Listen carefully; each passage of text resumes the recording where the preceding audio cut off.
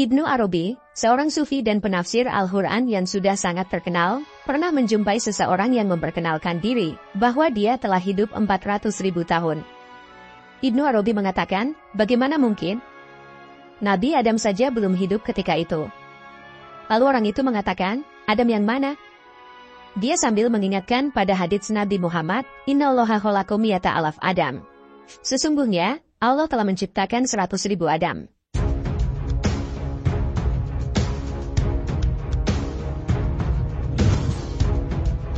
Dalam surat Al-A'raf ayat 11 disebutkan, dan sungguh, kami telah menciptakan kamu, kemudian membentuk tubuhmu.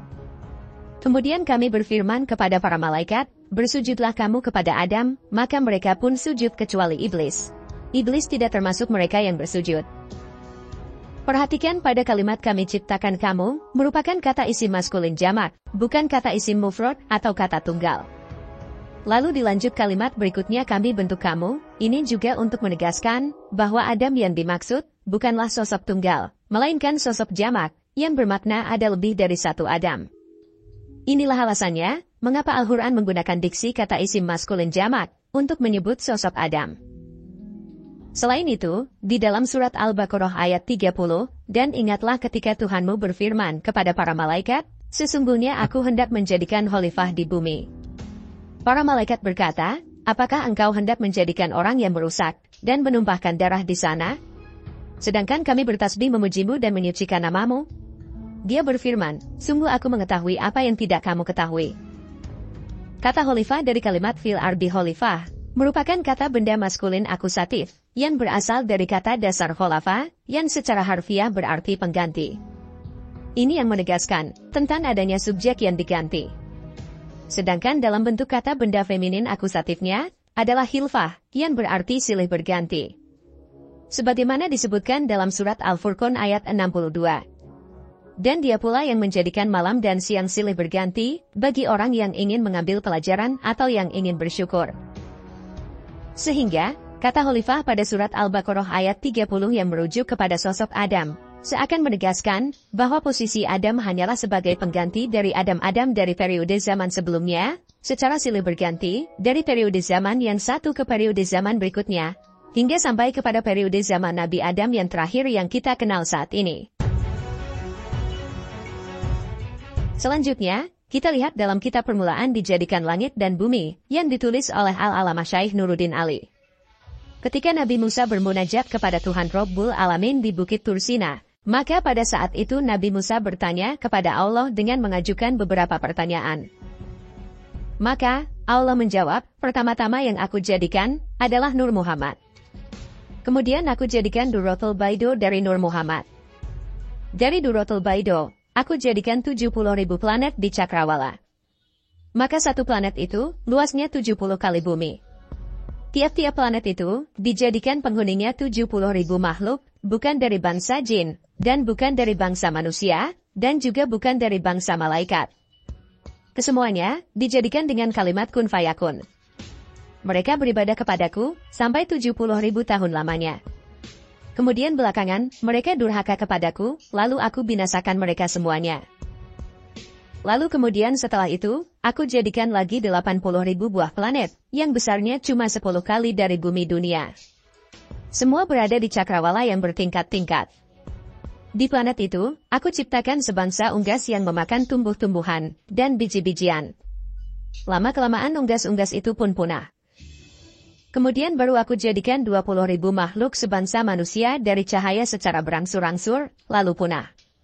Kemudian setelah berselang 70.000 tahun sesudah itu, baru aku jadikan kolam, lauhil mahfuz, arsy dan kursi, serta malaikat. Maka setelah kira-kira 70.000 tahun lagi, barulah aku jadikan surga dan neraka. Kemudian setelah itu, baru aku jadikan makhluk manusia yang namanya Adam. Bukan bapakmu Adam yang sekarang ini hai Musa. Aku jadikan dia, dari awal Adam sampai keturunannya yang terakhir 10.000 tahun lamanya. Setelah itu, aku jadikan pula Adam yang lain, dengan keturunannya terakhir dalam masa 10.000 tahun.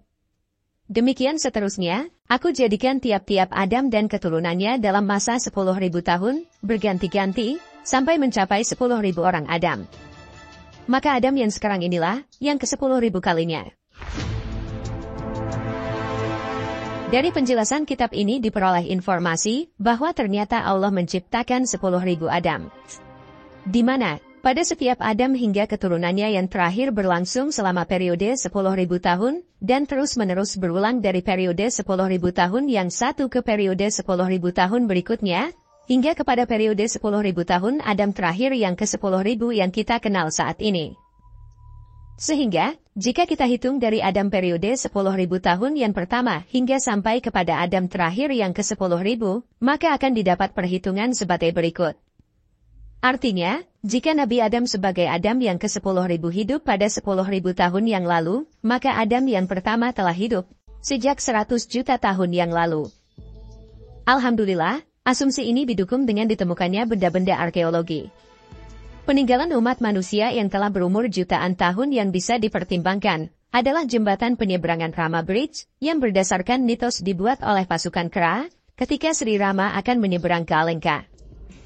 Nanti kita cari tahu lagi, yang dimaksud pasukan Kera, apakah manusia purba semacam Pithecanthropus atau bukan. Jembatan ini setelah dites dengan kadar isotop, ternyata sudah berumur 1,7 juta tahun. Kemudian, penelitian oleh Richard Blakey di tahun 1972 terhadap sedimen Pleistocene di daerah Old Govi Jour, Kenya, Afrika. Dia memperoleh kesimpulan, telah ada peradaban umat manusia pada sekitar 1,7 juta tahun yang lalu. Lalu, penemuan arkeologis fosil manusia purba Pithecanthropus mojokerpensis di Mojokerto, Jawa Timur, yang diperkirakan berusia 1,9 juta tahun. Bahkan, hasil penemuan arkeologis fosil manusia purba Australopithecus africanus di Afrika Selatan, diperkirakan berusia 2,5 sampai 3,5 juta tahun.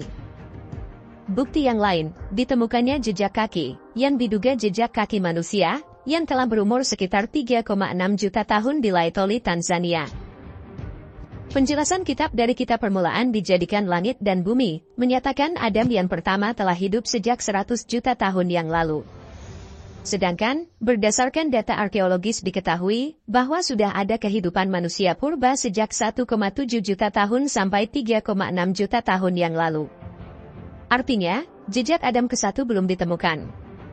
Para arkeolog, mudah-mudahan bisa mendapatkannya. Selanjutnya, dalam kitab Al-Futuhat Al-Makkiyah yang ditulis oleh Muhyiddin Ibnu Arabi, disebutkan bahwa sesungguhnya Allah telah menciptakan 100.000 Adam.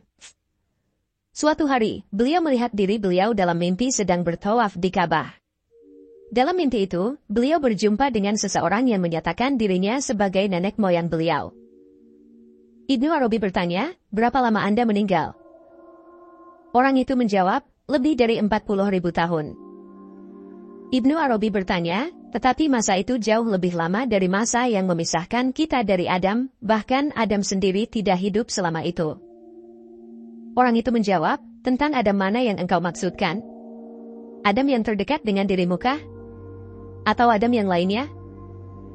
Maka, Ibnu Arabi kemudian teringat akan sebuah sabda Nabi Muhammad yang berbunyi, Innallaha khalaqa mi'ata alaf Adam, sesungguhnya, Allah telah menciptakan 100.000 Adam. Sehingga, akhirnya beliau membatin di dalam hatinya, barangkali, orang yang mengaku dirinya leluhurku ini, adalah seorang dari Adam-Adam terdahulu sebelum Adam yang terdekat denganku.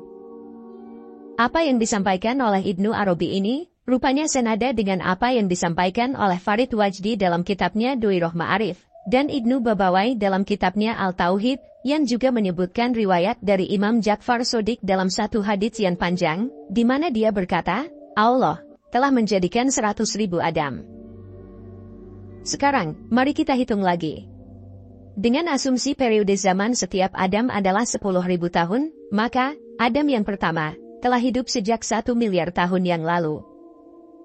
Dengan asumsi Adam pertama telah hidup sejak 1 miliar tahun yang lalu, maka tidaklah menjadi hal yang aneh ketika ditemukan adanya penemuan arkeologis tambang dan reaktor uranium tertua di daerah Oklo, Gabon, Afrika, yang diperkirakan berusia 2 miliar tahun dan telah beroperasi selama ratusan ribu tahun. Artinya, berdasarkan data penemuan arkeologis ini, diketahui bahwa sudah ada kehidupan manusia modern sejak 2 miliar tahun yang lalu. Sedangkan, kalau kita melihat perhitungan ilmu astronomi, planet bumi mulai terbentuk sekitar 4,5 miliar tahun yang lalu. Perhitungan umur planet bumi ini memiliki kesesuaian dengan perhitungan kalpa dalam ajaran agama Hindu. Dalam ajaran agama Hindu, satu kalpa berarti satu hari bagi Dewa Brahma, dan satu hari bagi Dewa Brahma sama dengan 1000 yuga. Sementara dalam Al-Quran disebutkan, dia mengatur segala urusan dari langit ke bumi, kemudian naik kepadanya dalam satu hari, atau yaum, yang kadarnya adalah 1000 tahun, atau sanah, menurut perhitunganmu. Sekarang, mari kita samakan. Menurut kitab Weda, satu kalpa sama dengan satu hari Brahma. Sedangkan satu hari Brahma sama dengan 1000 yuga. Lalu, menurut kitab suci Al-Quran, satu hari Tuhan sama dengan 1000 sanah. Pertanyaannya, apakah 1000 sanah dalam kitab Al-Quran, ukuran waktunya sama dengan 1000 yuga dalam kitab Weda? Dalam kitab Weda, ukuran satu yuga terdiri dari 4 zaman yakni Satya Yuga, Treta Yuga, Dwapara Yuga, dan Kali Yuga. Dan jika jangka waktu keempat zaman tersebut dijumlahkan, maka hasilnya adalah 4.320.000 tahun. Sehingga, satu yuga sama dengan 4,32 juta tahun. Sementara, satu kalpa sama dengan 1000 yuga. Dan satu kalpa sama dengan 4,32 miliar tahun. Jadi, satu kalpa itu sama dengan satu hari Brahma, sama dengan 1000 yuga, sama dengan 4,32 miliar tahun. Dengan asumsi satu hari Brahma sama dengan satu hari Tuhan, dan 1000 yuga sama dengan 1000 sanah, maka satu hari Tuhan menurut kitab suci Al-Quran adalah sama dengan 4,32 miliar tahun.